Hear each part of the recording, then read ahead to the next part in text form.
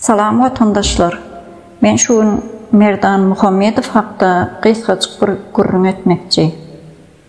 Dün öňün yanlışmasam Halkın Sesi kanalında saparagan bir çıkışı vardı. Şoň aşağına bir yorum yazıpdyr. Kemine diýdigin kümay diýip Merdan Muhammedov diýdigin kümay diýipdir. Merdan Muhammedov Türkmenistan vatandaşı. Merdan Muhammedov diýilende men şahsy öz gözüňe getirişim şu Türkiýede iň bir beýik adam bar.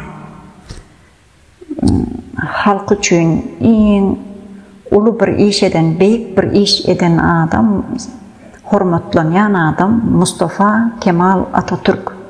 Men Merdan Muhammedowy edil şoňa meňdedýän. Şol Mustafa Kemal Atatürk ýaly uly işler alyp bardy. Merdanyň alyp baran işlerini gysga wagtyň içinde eden işlerini sanasaň togaby bar. Milli Halas Etiş Komitetini, Gurju Mejlisi, Milli Hazine we Maliýe Komitetini döretdi. Oňdaşyndan Halkyn Sesi kanalyny alyp barýar.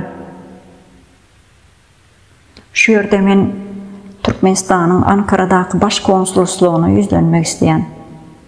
Sen näme iş etdiň türkmen halky üçin? Türkiýede näçe san türkmen watandaşy wepat etdi? Haýsy biriniň mazaryna baryp sen taş goýdyň? Ya da hastalanan haýsy bir türkmen watandaşynyň elinden tutup sen hastahana götürdüň ya şu ýerden cesedini Türkmenistana gönderip bilmän ýören türkmen watandaşlaryna ýardam etdiň. Sen halkyň öňüne çykyp aýdyp ber. Men şonu talap edýän. Ankara baş konsuloslugynyň ya web saytyňda çykyş edip aýt. Bilmedim nirede çykyş etseň, men senden hasabat sorýan şu ýerden. Keminen şu ýerde eden işleri, ýani Merdan Muhammedowyň eden işlerini sanasaň sogaby bar. Merdan Muhammedowyň arkasynda bütün Gurju Mejlisiň azalary dur. Oňdaşyndan bütün halk dur. Oňdaşyndan ýokary guramalar dur.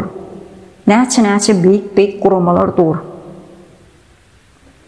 Bu eden işlerine de jogap berersiňiz.